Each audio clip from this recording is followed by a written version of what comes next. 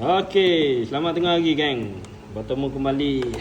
Okey, aku nak cerita pasal ni thermostat thermostat ni aku pakai barang semua original Baik pun original Saga FLX. Ni Saga FLX. Tapi sama lah, kalau pemasangan thermostat semua kereta Campro, Proton sama cara pasang Okey, thermostat original Okey, tengok thermostat original Apa tak dia ada lubang ni.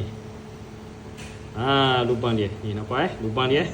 Okey, lubang dia kena ikut marking Jangan pasang barang okey, nak gini ke, nak straight ke, tak boleh Dia bila pasang dia akan sengit gini.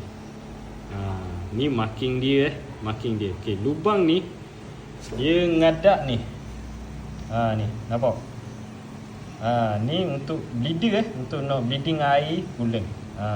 Okey, cara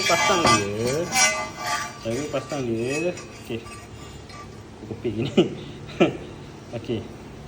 Ni lubang ni betul-betul pada bleeder Betul-betul pada bleeder. Nampak cara aku pasang dia ngadak ni betul sikit. Center center. Ni dengan ni lubang tu ngadak ni jangan pasang straight Jangan pasang straight. Ada aku tengok banyak orang pasang gini Ada juga aku tengok barang-barang kali pasang.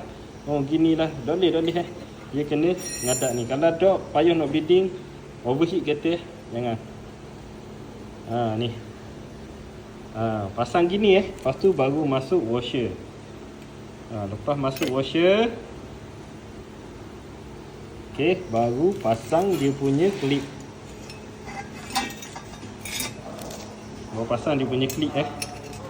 Gitu cara dia.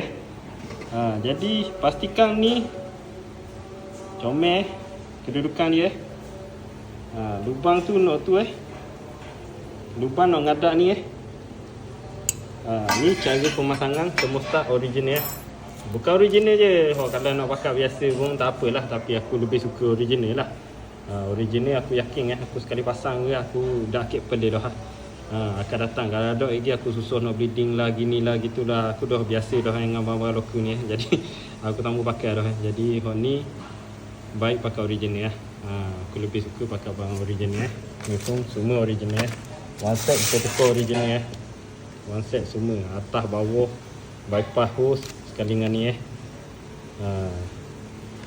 ingat belaka cara nak pasang thermostat lepas tu ni ada segi getah ni pun kena tukar kalau cabut dah. Tukar lah ni. Dia bagi one set semua one set belaka Okey, terima belaka cara nak pasang thermostat Campro.